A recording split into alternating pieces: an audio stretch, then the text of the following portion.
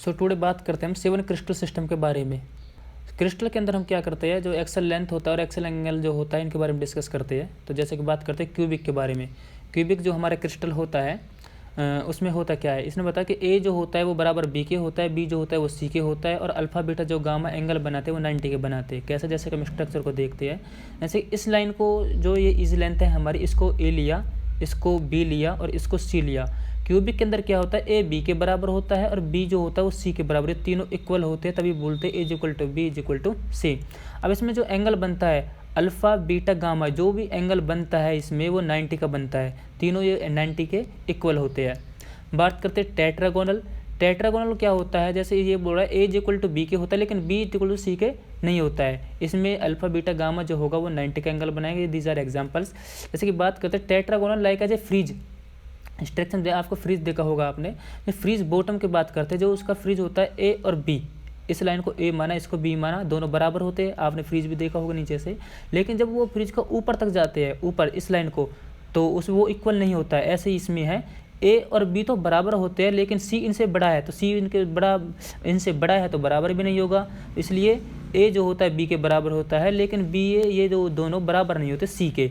इसमें जो एंगल होता है अल्फा बीटा गामा वो 90 का एंगल बनता है।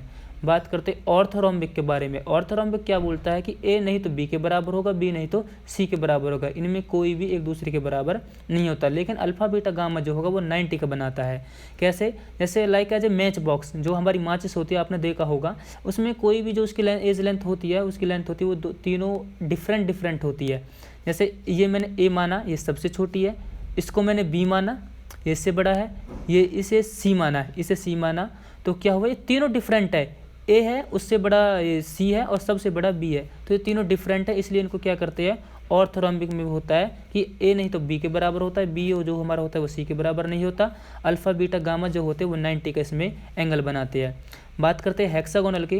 हेक्सा मीन्स 6, यानी कि एक साइक्लो जैसे। इसमें क्या होता है, हेक्सागोनल में ए जो होता है वो बी के बराबर होता है, लेकिन बी ये हमारे सी के बराबर नहीं होते हैं। इसमें जो अल्फा और बीटा जो होगा वो 90 का एंगल बनाएगा, और जो गामा होगा वो 120 का बनाता है। कैसे, इसमें बात करते हैं हेक्सागोनल का स्ट्रक्चर होता है हमारा। जैसे कि एक लाइन ये ए लिया मैंने, इसको ए लिया, इसको बी लिया, ये ए और जो बी होते हैं हमारे, ये तो दोनों बराबर होते हैं, लेकिन ये सी इनसे बड़ा है, ये सी बराबर नहीं होता। जैसे कि इसमें इस लाइन को मैंने यहाँ ड्रॉ कर दिया है, इसको ए माना, इसको बी माना, ये दोनों बराबर है, ए इज इक्वल टू बी के, लेकिन सी जो होगा वो इनसे बड़ा है, तो तभी बोला है ए बराबर होता है बी के, लेकिन ये बराबर नहीं होते सी के।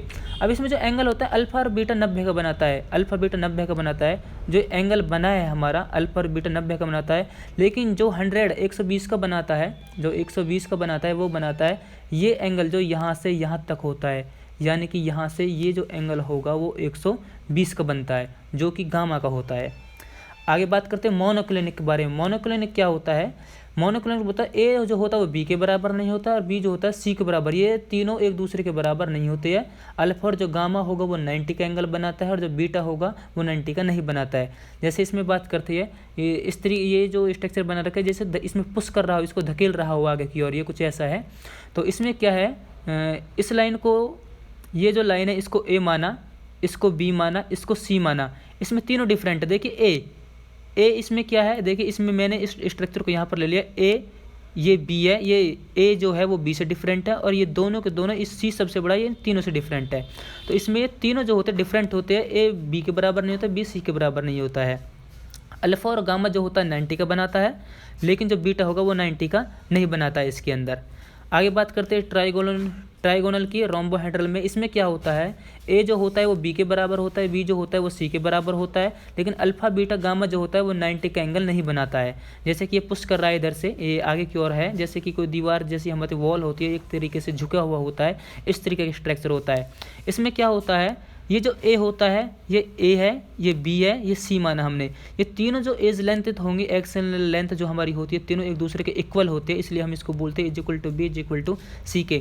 लेकिन जो इसके अंदर एंगल बनता है अल्फा बीटा गामा, जो एंगल बनाते हैं वो 90 के नहीं बनाते हैं। बात करते हैं ट्राइक्लिनिक की। ट्राइक्लिनिक में क्या होता है, ए जो होता है वो बी के बराबर नहीं होता है, बी जो होता है वो सी के बराबर नहीं होता है। इसमें जो अल्फा बीटा गामा जो होते हैं, तीनों कोई सा भी 90 का एंगल नहीं बनाते हैं। जैसे बात करते हैं इसमें क्या कर रहा है, लाइक एज ए फ्रिज जैसे स्ट्रक्चर था, लेकिन इसको पुश कर दिया है, इसको धकेल रहा है। इसमें क्या हो रहा है, देखिए इस एज लेंथ को मैंने ए माना है, इसको बी माना है, इसको सी माना है। ए जो है वो छोटा है, बी जो है इससे बड़ा है, सी है जो वो सबसे बड़ा है। तो तीनों जो एक्सल लेंथ है वो डिफरेंट है, इसलिए इसमें क्या होता है, ए जो होता है वो बी के बराबर नहीं होता है, बी जो होता है वो सी के बराबर नहीं होता।